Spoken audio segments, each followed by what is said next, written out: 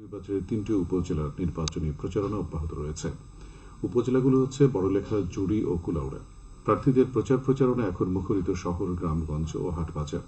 তীব্র দাবদাহ উপেক্ষা করে ভোট চেয়ে প্রার্থীরা ছুটে চলেছেন ভোটারদের দ্বারে দ্বারে। বড়লেখা উপজেলায় চেয়ারম্যান পদে ৪ জন পুরুষ, ভাইস চেয়ারম্যান পদে ৪ জন প্রতিদ্বন্দ্বিতা করছেন এবং মহিলা ভাইস চেয়ারম্যান পদে একক প্রার্থী থাকায় এই পদে ভোট গ্রহণ হবে না। জুড়ি উপজেলায় চেয়ারম্যান পদে ৬ জন, পুরুষ ভাইস চেয়ারম্যান পদে ৭ জন এবং মহিলা ভাইস চেয়ারম্যান পদে ৩ জন প্রার্থী প্রতিদ্বন্দ্বিতা করছেন। কুলাউড়া উপজেলায় চেয়ারম্যান পদে ৪ জন, পুরুষ ভাইস চেয়ারম্যান পদে ৫ জন এবং মহিলা ভাইস চেয়ারম্যান পদে ২ জন প্রার্থী প্রতিদ্বন্দ্বিতা করছেন। ভোট গ্রহণ অনুষ্ঠিত হবে আগামী ৮ই মে। বিশ্ব মুক্ত গণমাধ্যম দিবস উপলক্ষে র্যালি ও আলোচনা সভা অনুষ্ঠিত হয়েছে মৌলভীবাজারে। জেলা প্রেস ক্লাব প্রাঙ্গণ থেকে বের করা হয় বর্ণাঢ্য র্যালি। পরে জেলা প্রেস ক্লাবের সম্মেলন কক্ষে অনুষ্ঠিত হয় আলোচনা সভা। এতে প্রধান অতিথি ছিলেন জেলা প্রশাসক ড উর্মি বিনতে সালাম। জেলা প্রেস ক্লাব সভাপতি আব্দুস সালামের সভাপতিত্বে অনুষ্ঠিত সভায় বিশেষ অতিথি ছিলেন জেলা পরিষদ চেয়ারম্যান মিসবাউর রহমান ও সদর উপজেলা পরিষদ চেয়ারম্যান মোহাম্মদ কামাল হোসেন। হবিগঞ্জ পৌর এলাকায় অটোরিকশা চলাচলে শৃঙ্খলা ও যানজট নিরসনে যানবাহন মালিক ও শ্রমিকদের সাথে মত বিনিময় সভা অনুষ্ঠিত হয়েছে আজ হবিগঞ্জ পৌরসভায়। 10টায় পৌর মিলনায়তনে অনুষ্ঠিত সভায় সভাপতিত্ব করেন পৌর মেয়র আতাউর রহমান সেলিম। এতে যানবাহন মালিক সমিতি, শ্রমিক সমিতির নেতৃবৃন্দ সহ মালিক শ্রমিকরা উপস্থিত ছিলেন। সভায় শহরের যানজট নিরসনে বেশ কিছু সিদ্ধান্ত গৃহীত হয়। মৌলভীবাজার পৌর এলাকার দক্ষিণ কলিমাবাদ জামে মসজিদ সংলগ্ন রাস্তা থেকে চোবড়া কোদালি ছড়া খাল পর্যন্ত রাস্তা ও ড্রেন নির্মাণ কাজ শুরু হয়েছে। পৌরসভার নগর পরিচালন ও অবকাঠামো উন্নয়ন প্রকল্পের আওতায় 760 মিটার দৈর্ঘ্য রাস্তা নির্মাণ ও 1320 মিটার দৈর্ঘ্য ড্রেন নির্মাণে ব্যয় হচ্ছে প্রায় 4 কোটি 11 লাখ টাকা। পৌর প্রকৌশল অধিদপ্তর প্রকল্পটি বাস্তবায়ন করছে। সিলেটের বিয়ানীবাজার উপজেলার মাথিউরা উচ্চ বিদ্যালয়ের একাডেমিক ভবনের নির্মাণ কাজ শেষ হয়েছে। শিক্ষা প্রকৌশল বিভাগের তত্ত্বাবধানে 4 তলা একাডেমিক ভবন নির্মাণে ব্যয় হয়েছে প্রায় 1.5 কোটি টাকা।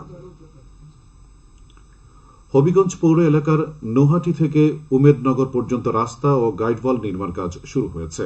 পৌর প্রকৌশল বিভাগ 1 কোটি 40 লাখ টাকা ব্যয়ে প্রকল্পটি বাস্তবায়ন করছে। সিলেট বিভাগীয় বইমেলা 2024 শেষ হচ্ছে আজ। গত 28 এপ্রিল জেলা স্টেডিয়ামের মোহাম্মদ আলী জিমনেশিয়ামে এই মেলা শুরু হয়। জাতীয় গ্রন্থকেন্দ্রের আয়োজনে এবং বিভাগীয় কমিশনার কার্যালয়ের বাস্তবায়নে সিলেট বিভাগীয় এই মেলা 2024-এর উদ্বোধন করেন সংস্কৃতি প্রতিমন্ত্রী নাহিদ ইজাহার খান এমপি।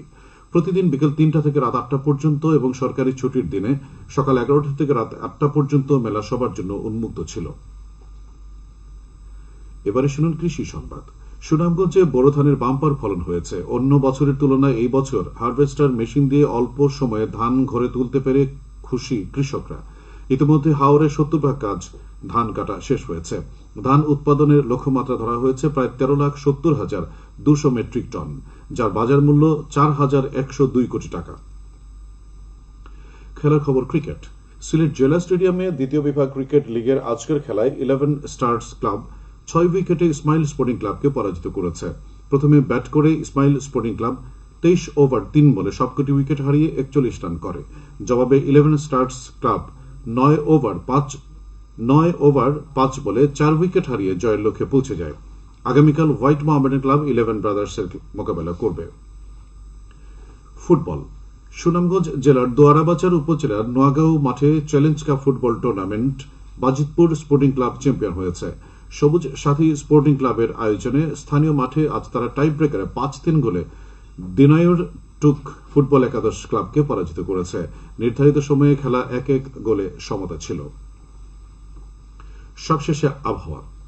রাত 1টা পর্যন্ত পূর্বাভাসে বলা হয়েছে সিলেট সহ পার্শ্ববর্তী এলাকায় পশ্চিম উত্তর পশ্চিম দিক থেকে অস্থায়ীভাবে ঘন্টায় সর্বোচ্চ 80 কিলোমিটার বেগে ঝড়ো হাওয়া বয়ে যেতে পারে। সেই সঙ্গে হতে পারে বৃষ্টি অথবা বজ্রসহ বৃষ্টিপাত। এসব এলাকার নদী বন্দর সমূহকে 2 নম্বর নৌহুঁশিয়ারি সংকেত দেখিয়ে যেতে বলা হয়েছে। আজ সিলেটে সর্বোচ্চ তাপমাত্রা ছিল 32.8 ডিগ্রি এবং সর্বনিম্ন 24 ডিগ্রি সেলসিয়াস। বাতাসে আর্দ্রতা ছিল সকালে 68 এবং সন্ধ্যায় 52%। আগামীকাল সিলেটে সূর্যোদয় হবে 5:14 এবং অস্ত যাবে 6:24। সংবাদ শেষ হলো। পরবর্তী স্থানের সংবাদ প্রচারিত হবে আগামীকাল সকাল 8:10।